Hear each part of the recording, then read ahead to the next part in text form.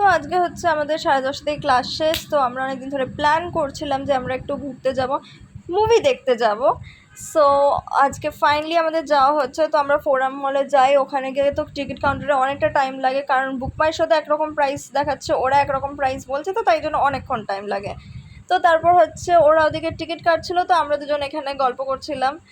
তো তারপর তো সানভি উপরে চলে যায় অ্যান্ড আমরা ওর সাথে মজা করছিলাম, তাই জন্য আমরা নিচে দাঁড়িয়ে ওর ভিডিও বানাচ্ছিলাম। অ্যান্ড তারপর ফাইনালি আমরা উপরে যাই, ওখানে তারপর হচ্ছে উপরে গিয়ে আমরা একটু ওয়াশরুমে গিয়ে সবাই ওখানে রেডি হচ্ছিলাম, আমি ওখানে কিছুক্ষণ ফটো তুললাম, ভিডিও বানাচ্ছিলাম। আর হচ্ছে তারপর ফাইনালি আমাদের যাওয়া হচ্ছে ওখানে।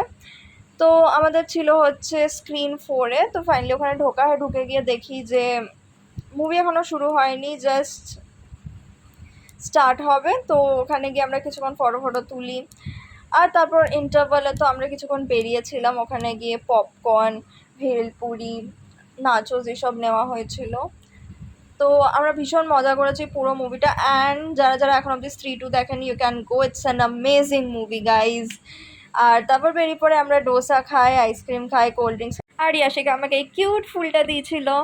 তোমাদের স্ত্রী 2 কেমন লাগলো সেটা অবশ্যই আমাকে কমেন্ট সেকশনে জানিও। Bye bye.